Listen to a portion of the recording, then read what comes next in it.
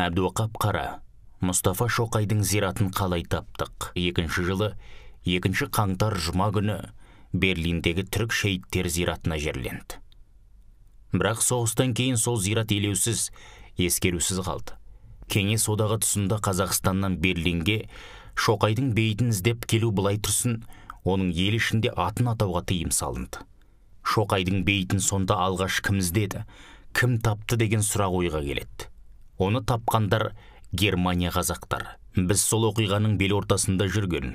Бүгіндері Алматыда Райымбек ауданында өмір сүретін Зұқа Батыр ұрпағы Арслан Тосын ағамызбен 2014 жылы 24 қыркүйек күні кездескенде сұхбаттасып айтқандарын бастан аяқ жазып алып едік. 1966 жылы алғаш Германияға барған кезіміз. 5 жолдаспыз. Бекей Ырыспай інісі және бір кісі. Берлинге келдік. 3-4 күн демалып ес жиғаннан кейін Берлинде деп естіген Шоқайдың бейітін іздейік деп келістік. Тіл білмейміз, ам қағып сөйлейміз. Шоқай дейміз, қазақ дейміз, өлген дейміз, ешкім білмейді. Әйтеуір сөйтіп жүріп бір қанша неміс бейіттерін аралап шықтық. 3 күн іздедік, таба алмадық.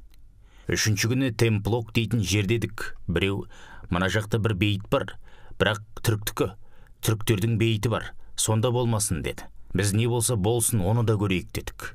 Ол кезде машина көп жоқ, жаяу жүріп барып таптық. Биік дуал, дуалдың үсті тікенекті сымдармен қоршап тастаған, үлкен темір есігі құлыптаулы. Көпте жақындай алмаймыз. Өйткені немістің кемпір шалдары қиын болады. Сөйтіп 5 адамның құлыптаулы бейіттің айналысын торып жүргенін көрсе, милицияға шағым жасайды. Сөйтіп бізді қамап тастайма деп алаңдаған жайымыз да бар. Оның үстіне өзіміз Германияға жаңа келдік. Заң білмейміз, тіл білмейміз. Есікте жазу бар екен. Онда бейіттің Осман патшаларының еншілері мен консулдарының бейіт екені жазулы. Бейіттің ішіне кіру мүмкін емес. Дуал биік, оның үстіне тікенекті сым темірлер. Сөйтіп бейітті айнала қарап кіретін тесік қолайлы жер іздедік. Осылайша алаңдап қарап тұрғанда бір кемпір мен шал көрінді. Бізді көріп қасымызға келіп нағып тұрғанымызды сұрады.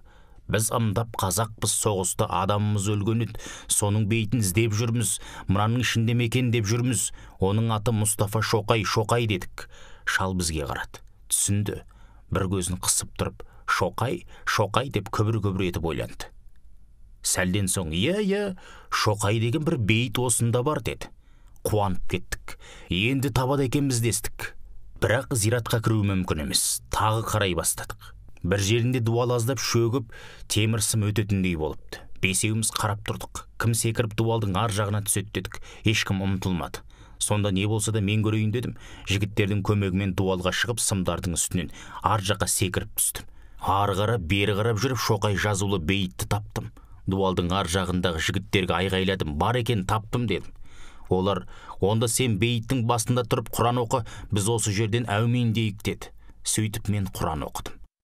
Осыдан кейін қайтайын десем, 2,5 метр биіктіктегі дуалға шыға алмай, сырттағы жолдастарыма ағаш бірдеме тауып келіндер шығайын десем, олар ағаш жоқ деп келді. Енді шыға алмайтын болған соң олар, біз үйге кеттік, ертең сені бірдеме қып шығарып аламыз.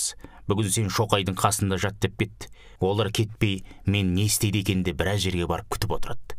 Ал мен бейіттің ішін араласам, мешіт салынған жерде ағаштар жатыр екен. Ағашты дуалға сүйеп шықтым. Секіре бергенге дуалдағы тікенекті сымдар шалбарымның арт жағынан тіліп кетті. Сөйтіп жыртық шалбармен үйге қайттым. 2-3 айдан кейін сол маңдағы әскери басқармаға барып бейітті ашып беруін айттық. Ол кезде немісшеде біраз үйреніп қалдық. Бір әскер бізбен жүрмекші болды. Қай жерде деді? 3 километр дегенде ұзақ бармайым деді. Онда машинамен барайық деді. Сөйтіп бір машинамен бейітке бардық.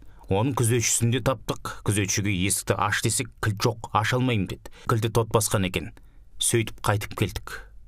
3 жыл өткеннен кейін 1969 жылы қайта барсақ есігі ашылыпты. Түріктер ашып тазалапты.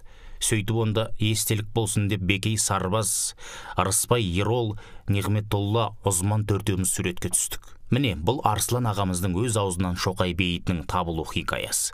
Қазақ халқы тіпті бүкіл түркі халықтар үшін құрбан болған Шоқайды Алла алдынан жарылқасын, жатқан жері торқа, барған жері жұмақ болсын. Мимар Синан, Көркемөнер университетінің профессоры, тарих ғылымдарының докторы.